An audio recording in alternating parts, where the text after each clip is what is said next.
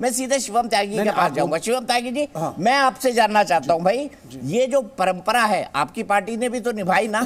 कुलदीप सेंगर आपकी पार्टी के विधायक थे माननीय, और वो घूम के आए थे, तब उनका जो ट्रैक रिकॉर्ड था वो अपराध वाला था, वो सुचिता और संतों की राजनीति वाला नहीं था। अब लोग कहते हैं कि आपके पास तो वॉशिंग मशीन है, कुलदीप सेंगर आपके यहाँ आए तो धुल गए और बाद में बलात्कार में अंदर भी गए। बलात्कार में जब कुलदीप सेंगर अंदर गए तो पार्टी की प्राथमिक सदस्यता से वो गए और पार्टी में नहीं है। इस देश में ऐसी ऐसी पार्टियां हैं जिनके मंत्री जो हैं जेल में बैठे हैं, तिहाड़ में 8-8 महीने तक स्वास्थ्य मंत्रालय वहीं से चल रहा था। इस देश में एक एमपी जिसकी आप बात कर रहे हैं और जिसकी जो दुहाई ये सारे लोग दे रहे हैं और जिस प्रसंग को आपने विवेक जी को बोला शायद उनको पता या याद नहीं है, 2008 में यूपीए 1 की सरकार जब गिरने वाली थी, नो कॉन्फिडेंस मोशन आया था न्यूक्लियर डील को लेकर के, तो 5 सांसद थे, उनमें से एक अतीक अहमद थे। रातों रात कांग्रेस सरकार उनको 2 दिन की पैरोल दिलाकर लाई थी और संसद में वोट कराया था, और एकमात्र शायद ही पहला ऐसा दिन था जिस दिन अतीक संसद में पहुंचा था। तो अतीक से के जो बेनिफिशियरी हैं यहां सारी पार्टियां हैं। आप ये देखिए, ये कांग्रेस के जो हैं सांसद हैं, और इन सांसद, राज्यसभा सांसद ने कहा क्या है, ये एक शायर का दावा है जो कभी रद्द नहीं होता, तेरे कद के बराबर अब किसी का कद नहीं होगा, यह बात गारो बात मेरी याद रखना तुम, कई सदियों तक यहां कोई अतीक जैसा नहीं होगा।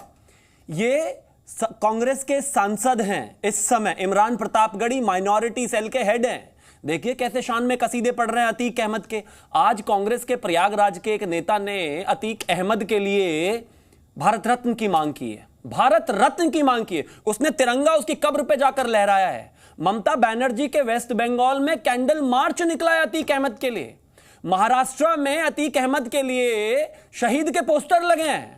बताइए, उसको सर नोबेल पीस प्राइज दे दें, सबसे बेहतर तो वही रहेगा। मुझे लगता है उससे बेहतर तो शांति का कोई प्रस्ताव हो ही नहीं सकता।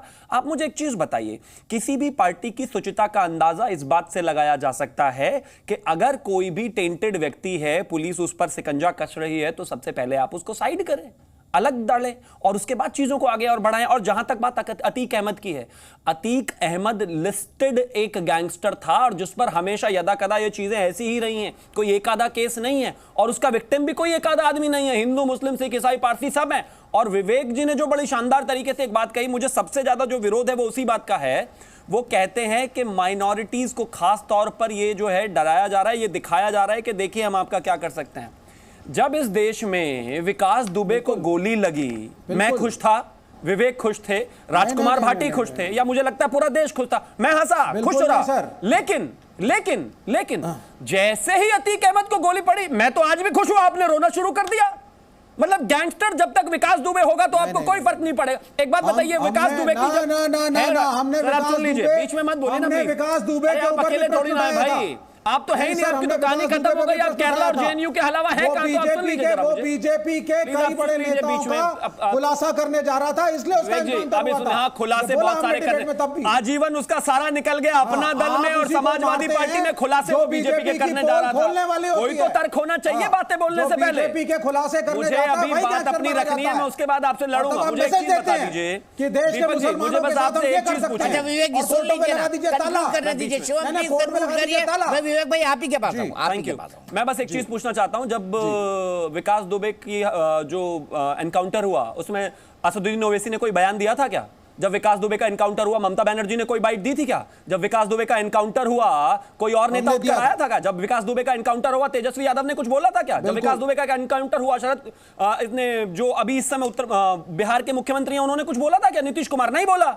लेकिन आज जब अतीक अहमद का एनकाउंटर होता है तो आपको इतना दर्द होता है, आप अतीक जी तक पहुंच जाते हैं और आज आप कहते हैं कि नहीं ताले लगा दीजिए कोर्ट को। कोर्ट पर सुनिए, कोर्ट पर टेक्निकली 44 सालों तक इस आदमी ने जितने लोगों पर अत्याचार किया उनके हिसाब से तो ताले ही लगे हुए थे। 44 साल में उनको न्याय नहीं मिला। मैं नहीं कह रहा हूं कि यह न्याय है, मिलना कोर्ट से ही चाहिए था, लेकिन कोर्ट ने किया क्या?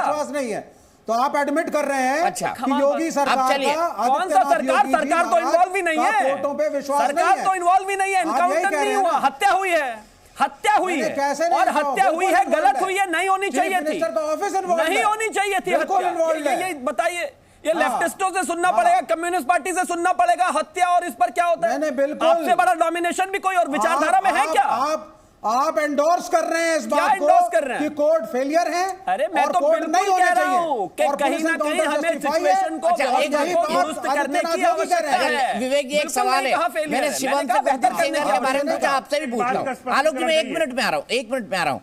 आपने आरोप दीपक लगाया जी। कि सीएम के दफ्तर के इशारे पर ऐसा मैंने एक हुआ है। सवाल आलोक पूछा अवस्थी दीपक जी जी, जवाब उन्होंने देना कहा चाहते हैं। चीफ मैं मिनिस्टर सिर्फ का विवेक जी से एक ऑफिस सवाल में पूछना क्या है? चाहता हूँ। विवेक जी, मुलायम सिंह आवाज जी की नहीं आ रही पहली है। बार सरकार आई थी, कौन से साल में आई थी, याद है हेलो, आपको?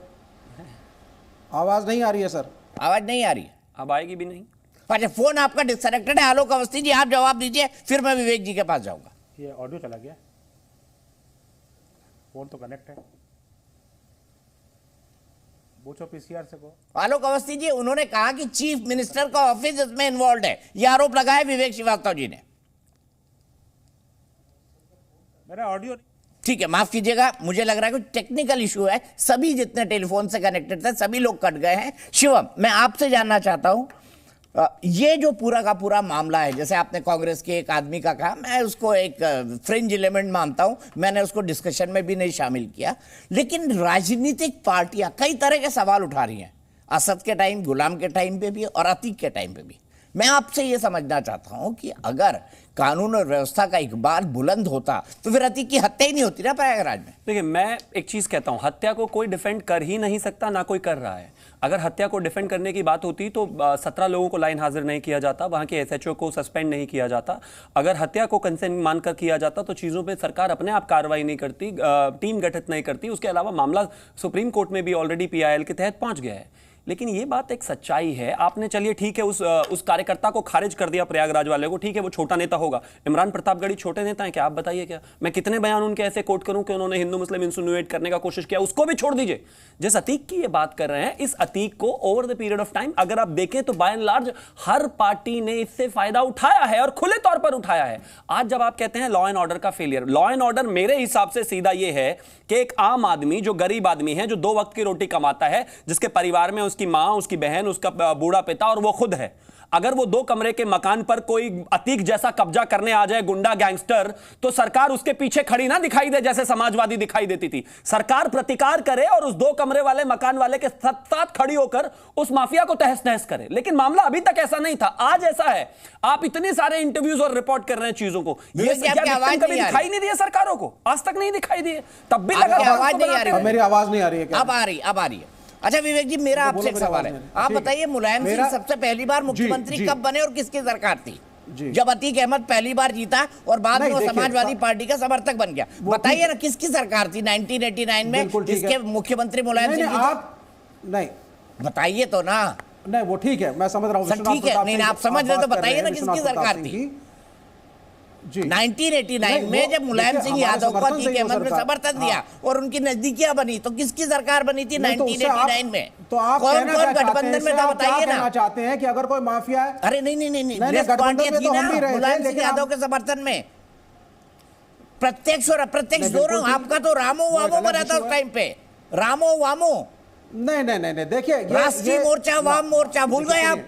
मेरी बिल्कुल, हाँ, मुझे याद है, पहली बार अतीक भी जीत के आया, पहली बार रामो वामो ने सरकार बनाई जिसके मुख्यमंत्री मुलायम सिंह जी यादव बने।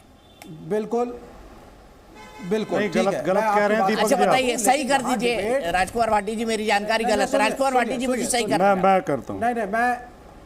नहीं, इसमें थोड़ा सा, आप बहुत सीनियर जर्नलिस्ट हैं, आपको काफी नॉलेज है, लेकिन इसमें थोड़ा सा कंफ्यूज हो रहे हैं आप। अच्छा बताइए। रामो वामो बना था 1996 95 में केंद्र में, 89 में जनता दल था। राजकुमार भाटी जी थोड़ा जनता दल की सरकार 89 में जनता दल ही था।